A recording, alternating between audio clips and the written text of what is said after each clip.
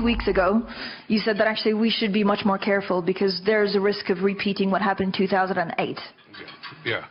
Well, 2008, we are repeating it. It was a time of a financial crisis and a bear market. And you have the same condition today.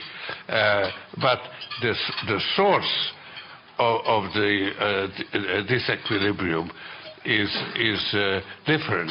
In 2008, the root cause was the subprime crisis in America.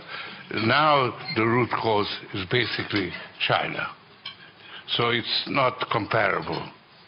China because growth is much below what we think, or because they're importing deflation if they devalue the yuan? It's deflation and over-indebtedness of the Chinese economy.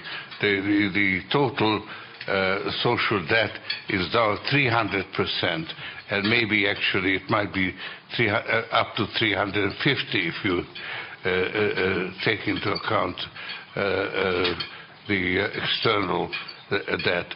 So it's serious, and the Chinese left it too long to address the changeover in the growth model that they have to adopt from, investment and export-led to domestic-led.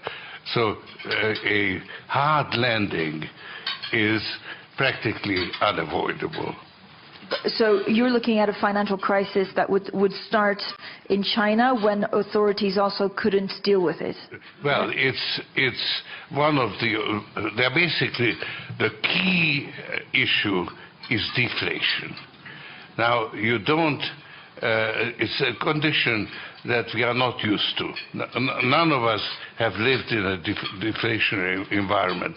The last time we had that is in the 1930s. And while I was around, I was not yet engaged in the markets.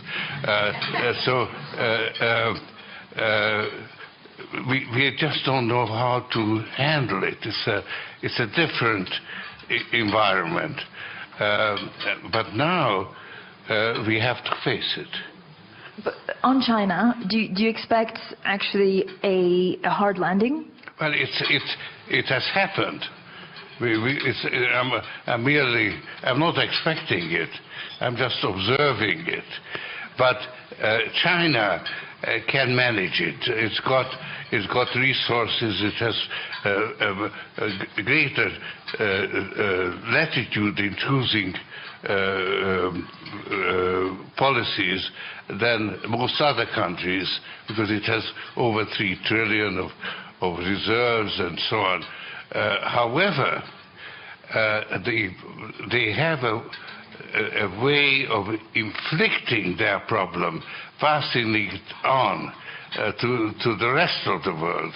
So they can handle it even if they don't get the transition right. They can certainly continue for 2-3 years on the wrong course. But the effect on the rest of the world, and that is actually mainly deflation.